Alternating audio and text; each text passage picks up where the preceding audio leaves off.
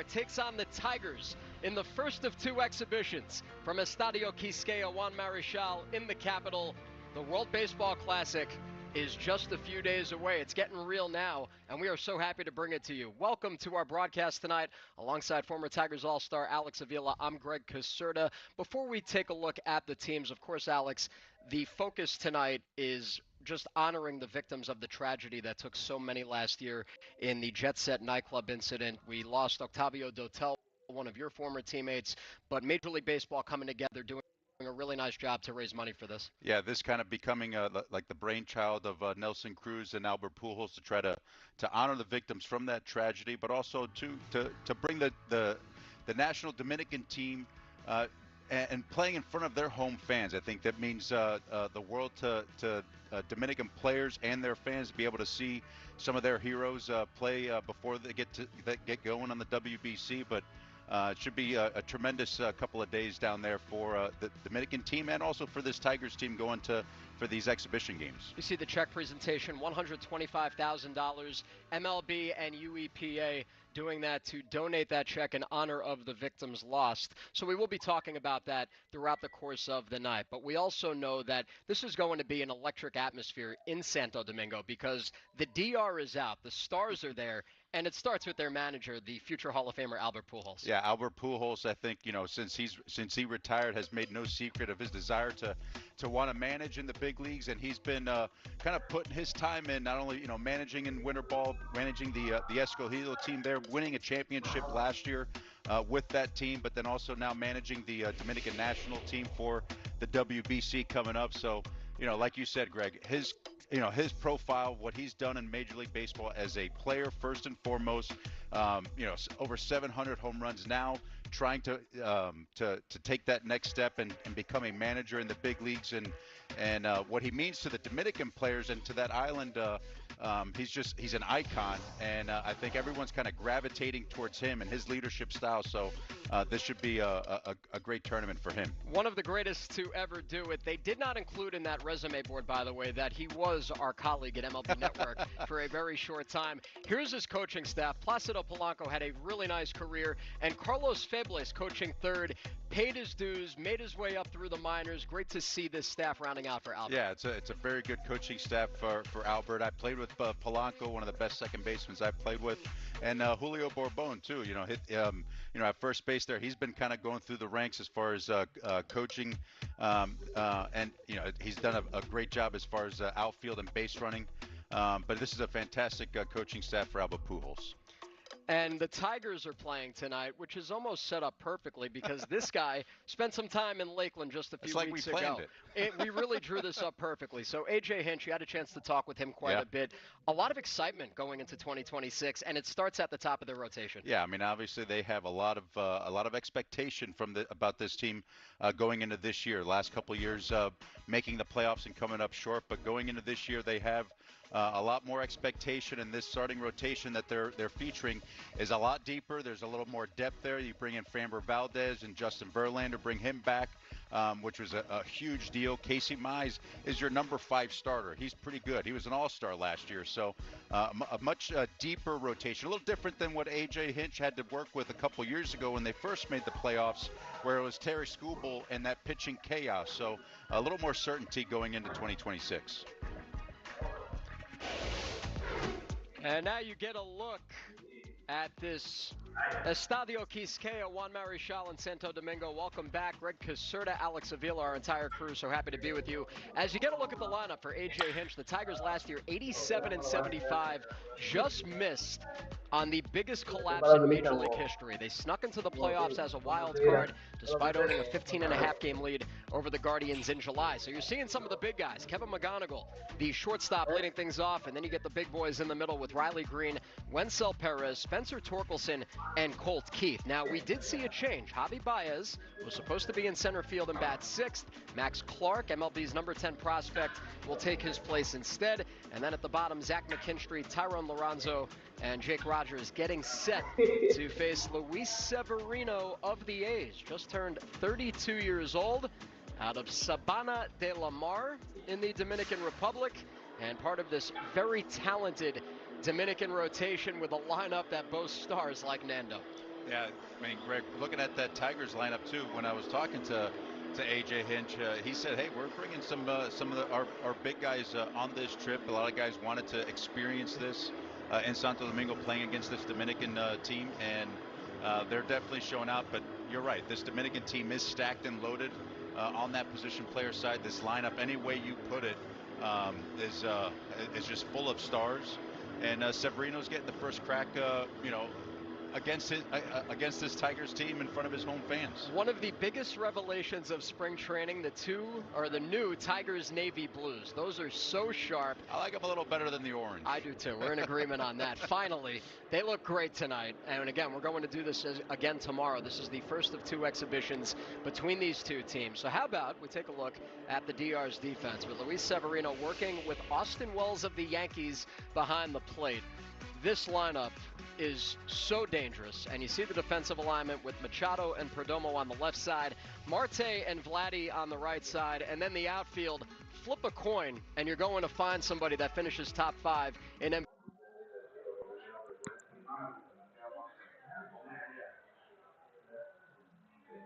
MVP voting with Soto, Julio, and Nando left to right. Yeah, there's a lot of gold throughout that infield defense right there with Perdomo, Machado, Guerrero, and Tatis out there in right field, Platinum Glove winner. So overall, very good defense. And Austin Wells, who's a tremendous catcher defensively in his own right and can provide a lot of power from the left side.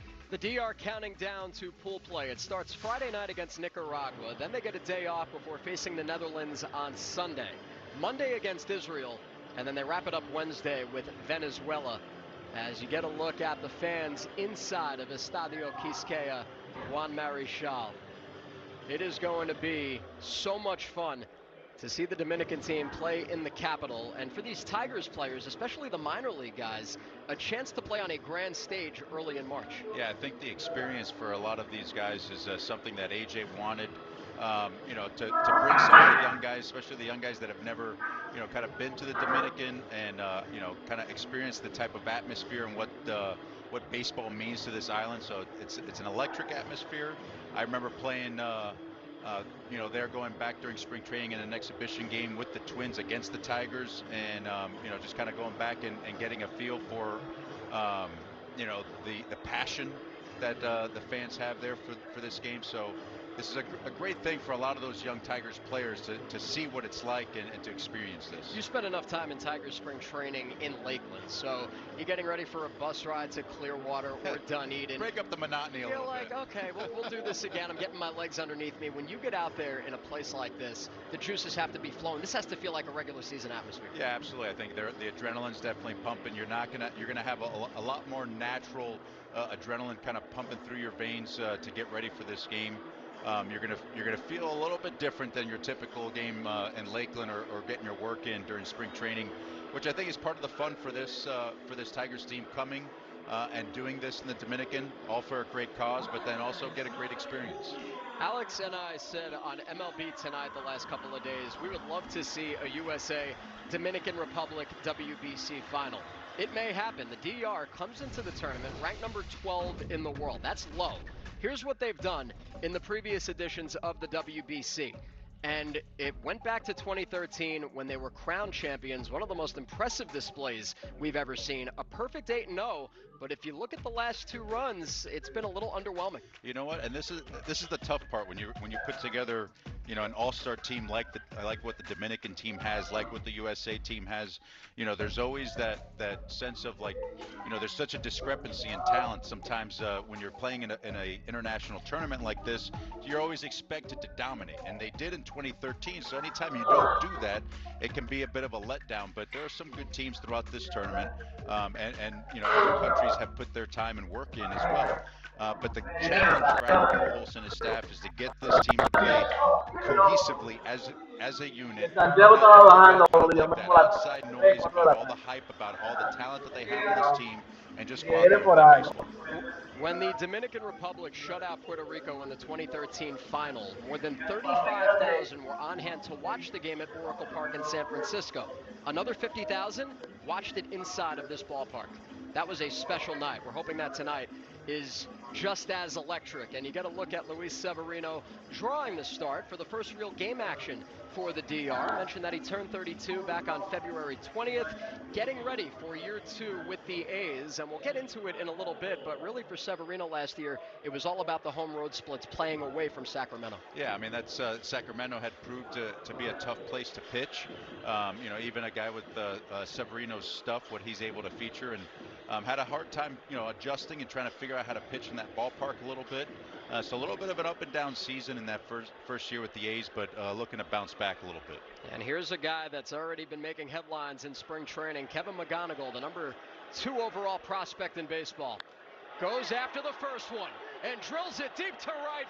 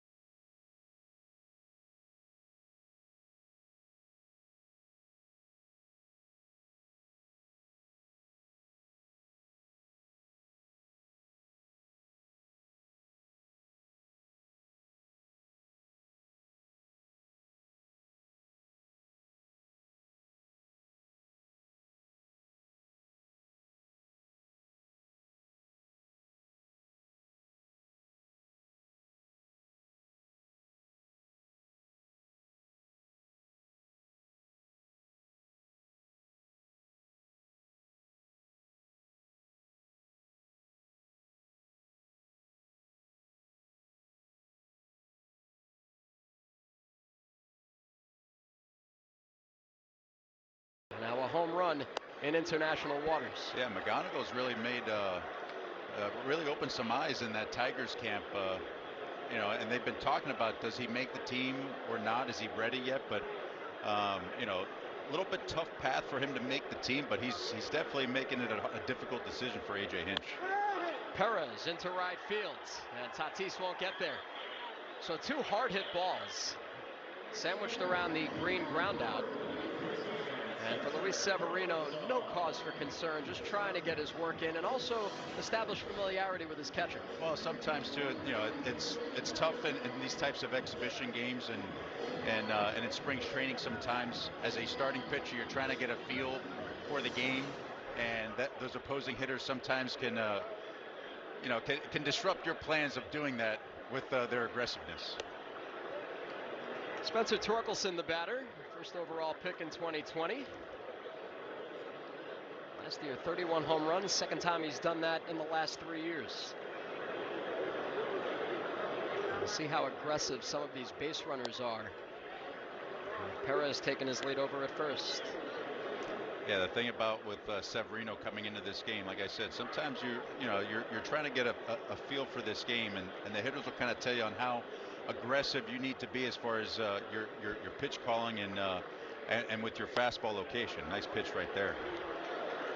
I remember talking to Spencer Torkelson on headset after they won their opening round playoff series against the Guardians, and how that was really such a monkey off the back of this team after blowing that division lead to take Cleveland out in the postseason.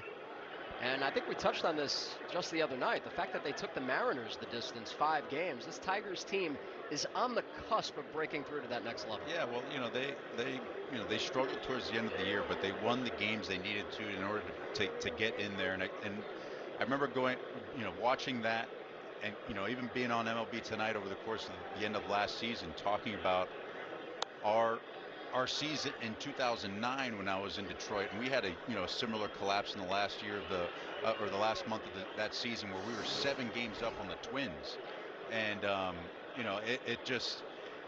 and the Twins ended up catching us, right? And we had a month left to go in the season, and we ended up having to play a game 163 for the division. So it can be tough when you're trying to get out of a funk like that. But credit to them, they were able to win the games they needed to, and then they turned it on in the playoffs.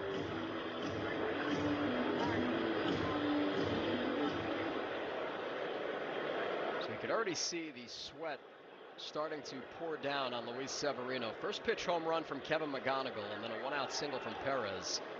He was on the move on that last pitch. And now Torkelson. This one hangs up and left for Soto, and there are 2 away. Yeah, a couple of hanging sliders from Severino. Perez got, had a nice hard hit, base hit on that one, and that one there, Torkelson hits it hard. But Severino right here, here's his pitch arsenal, right? Four-seam fastball, sweeper, sinker. That's what he's known for. Kind of get that fastball up to 96, 97 miles an hour. And it's all about, commanding in the zone for him to be able to get the swing and miss outside the zone and filling up the strike zone early to be able to get the chase. There's another youngster for the Tigers, Colt Keith. Couldn't hold up. Yeah, you can tell these Tigers are have the aggressive mindset early. Colt Keith is ready to take a hack on that one if he saw fastball. Yeah, he was committing. You could see it right there. Tigers in attack mode. And this one's fanned the other way inside the line. Machado was pulled off the bag. And it's another base hit with Perez going to third on a 2-out double from Colt Keith.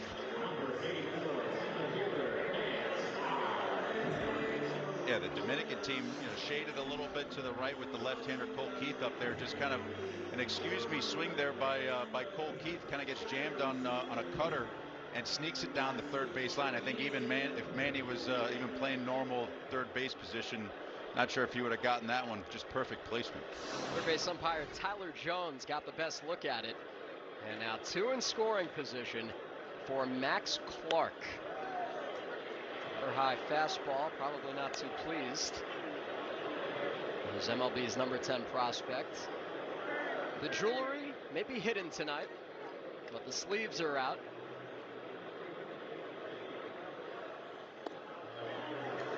And you said the overall feeling about this kid in camp is that he's one of the nicest guys they have. No, he's a tremendous person. Met him when I was there in Lakeland a couple of weeks ago. Great head on his shoulders. Very aware, of what he's trying to accomplish, and just a tremendous human being. So we showed you the pitch arsenal for Luis Severino. 6 different offerings. He throws 4 of those pitches at least 18% of the time. We're seeing a little bit of everything in what is right now a 17-pitch top of the first. Perez at third, Keith at second. And Clark caught out of the air by Guerrero. Broke his bat. Vladdy gets over to make the play. And the Tigers can only get the 1. They leave 2. The DR's coming up right after this.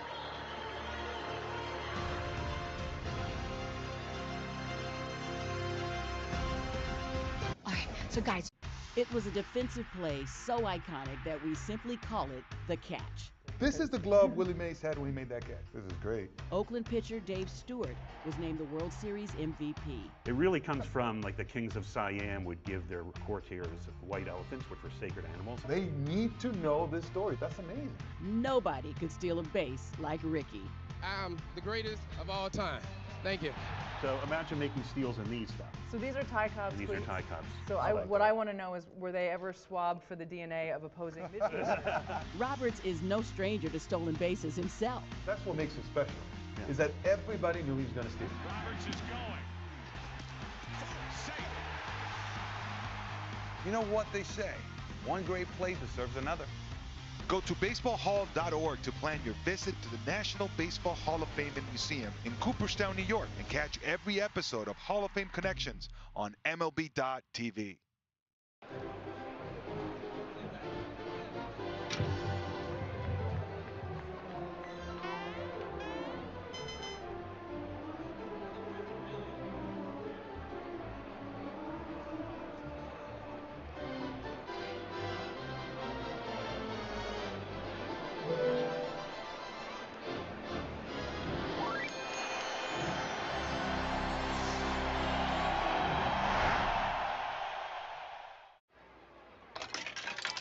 It's time for the great mascot race.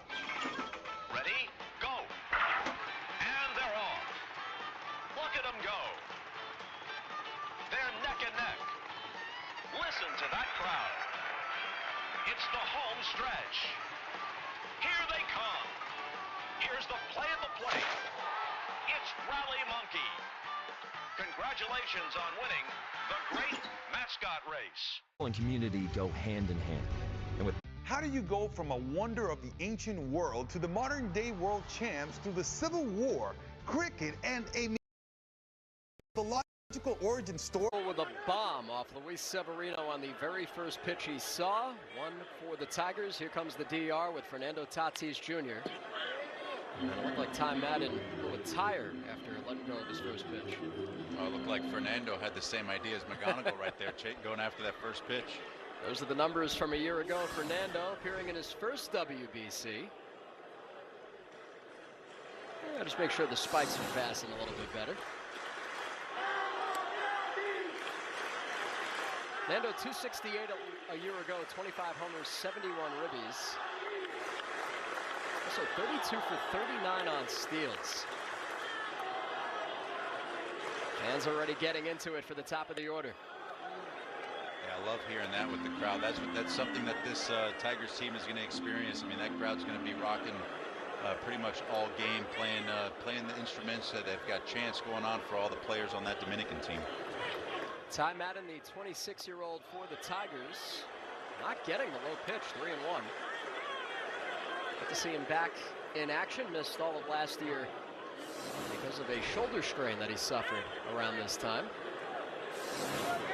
Highly touted, 32nd overall pick out of Texas in 2021. Top 20 prospect the last 2 years for the Tigers.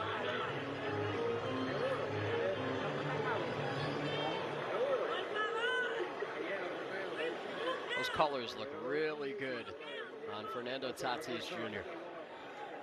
And it goes the other way. Base hit into right field. So we told you this DR team is stacked. Nando already aboard, getting his dugout fired up, and this is what it looks like for Madden and the Tigers pitchers to follow. Marte, Soto, Guerrero, Manny, Caminero, Rodriguez, Wells, and Perdomo. Vladdy in the hole after a memorable postseason a year ago. There's Ketel Marte. The fans already clamoring for more. Ground ball to second. Only one play there from McKinstry to get Marte. Yeah, that's the smart play there by McKinstry. Instead of trying to turn to play, knowing Fernando runs really well. And with Marte running down the line, your best choice right there. Just going to first base and get the out. Alex, you said it before, common thread between these two, swinging early. Yeah, I mean, very aggressive early on so far in this game, in this first inning. You know, guys trying to get a feel, get some timing. You know, also, you know, getting used to the atmosphere and the lights in that stadium is probably a little bit different. Sure. So, but, you know, guys are raring to go and excited. They are on their feet. They are taking photos and video, hoping to capture one Soto shuffle. Tatis already in scoring position.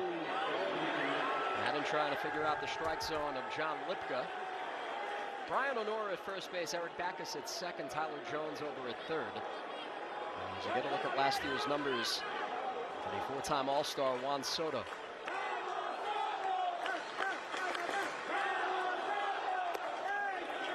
Yeah, there's the first one. Yeah, you can see so many of the fans, you know, have their phones out, getting video, getting pictures. This is the first time they've seen, you know, their national team playing in front of them on the island in Santo Domingo. So this is a great experience for them. Not used to seeing Albert in eyeglasses, but he gets a better look now at Soto, who has as good of an understanding of the strike zone as anybody. 3-0.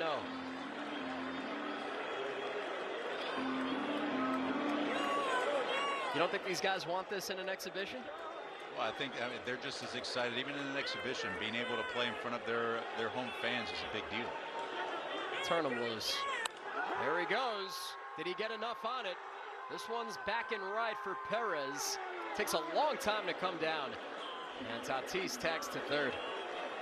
Yeah, that fastball right there, a center cut, you know, 3-0 fastball, but you know, Juan Soto just getting under that one. But Ty Madden, you talked about it. You know, prospect for the Detroit Tigers. You know, had that shoulder rotator cuff strain, but big fastball, mid to upper 90s, featuring a slider, cutter, splitter. He's got a sinker and curve, so he's got a lot of pitches to work with. And it's, you know, he's been working his way back from the injury last year. So Good to see him pitch a couple of innings in spring already this year and look good so far. A chance for Vladdy with Tatis at third. I'm as excited to watch Vladimir Guerrero as any player as he gets ready for his first WBC. 5-time All-Star. 292 a year ago, 23 homers, 84 knocked in.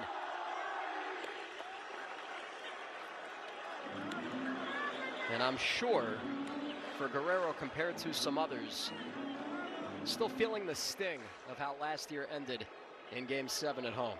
Oh, it's absolutely going to be motivation for him and that Blue Jays team.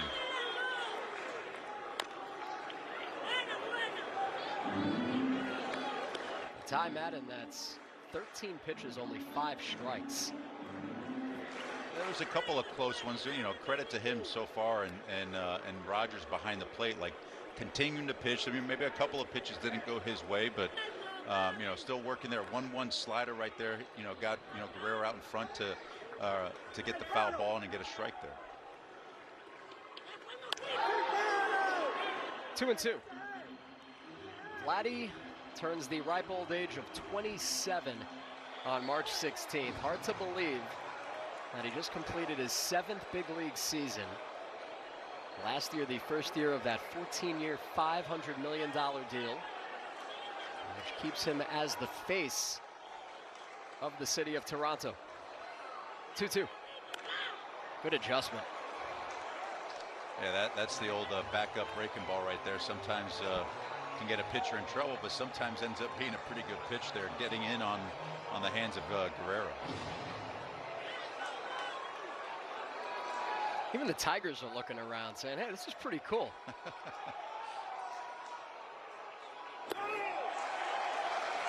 So we know about the Soto shuffle. What do we call a Vladdy move in the box? That's a new one. Yeah, well, you can see how intense he's taking this at bat. I mean, it's just, even though it's just an exhibition game, like he understands, like this means a lot. He's trying to make sure that he is matching the intensity level, you know, to get ready for this WBC. Rogers setting up outside. Vladdy on it, fouls it straight back. Yeah, this is a tremendous at bat. You know, he's trying to make sure he's, you know, in swing mode, ready to go, but at the same time can shut it down like you saw on the pitch before, on a pitch that is out of the zone.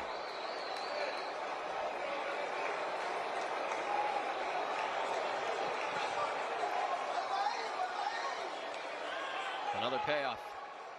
He got him. Madden wins the battle and blows the fastball by him. Tatis stranded at third. We're going to the second.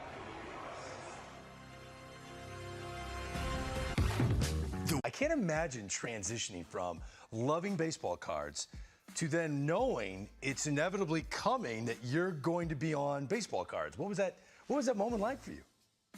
Yeah, I think the first card I saw was when they did something for USA Baseball, and then now seeing my face, seeing me playing baseball on a card, it was surreal. It wasn't that, like, it was that moment where we're like, wow, this is really something.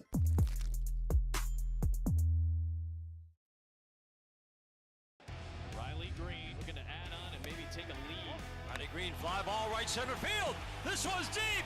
Watch it fly! Gone! How about it? Riley Green's first of the postseason delivers a 4-3 lead for the Tigers in the sixth. Wow, just stayed on that breaking ball. Man, did he hammer that thing. That was 3/4 of the way up those seats out there in right center field. This is going to be one of those games that you're going to have to fight the elements. Wow! And I don't think that'll be the last bat toss we see tonight. I would imagine not. As he slid behind Neto, took out his legs, but Neto held onto the ball. Check out what our cameras caught. That's right. Smacking himself in the face, and he really likes to pump himself up and make himself angry. Oh, he used the hat. That's pretty nice. Yeah, take a bow. All right, absolutely.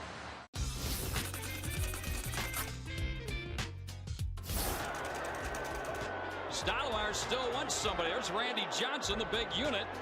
He towers over everybody. Randy's got to change his cap. Oh, jeez.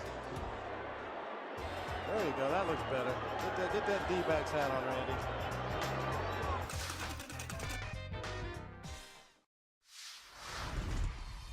I'm gonna go check out Food Truck Row.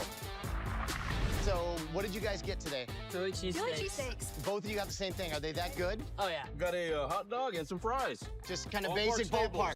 And the DR, here is the current MLB breakdown by birthplace according to last year's opening day rosters. An overwhelming U.S. contingent followed by the DR.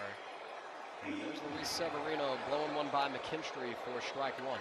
I think, Greg, that just shows you right there, like, just baseball is life on that island in the DR. And, you know, for a lot of players as kids, like, that is what they grew up wanting to become, is become a Major League Baseball player. And, you know, you could probably compare it a little bit to maybe some European countries in soccer, but for the Dominican Republic, baseball is it.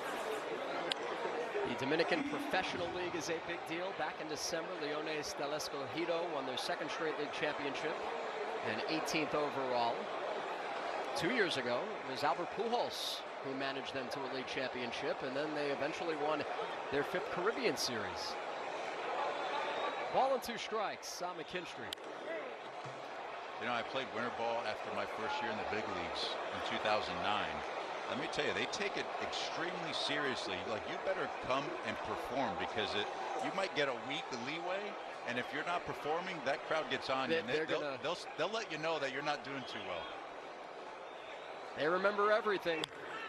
And that's a nice piece. Knocked down by Guerrero. He can't find it. And McKinstry ends up beating Marte to first. So Guerrero's been targeted here on the last couple of balls in play. Clark hit the soft liner, and then you see Vladdy here, unable to squeeze it. Yeah, he thinks he has it right in his glove, and it just ends up popping out. And heads up by McKinstry to not just kind of put his head down and turn around back to the dugout a la Sean Casey, and ends up getting on first. The U.S. team playing their exhibition against the Giants earlier today.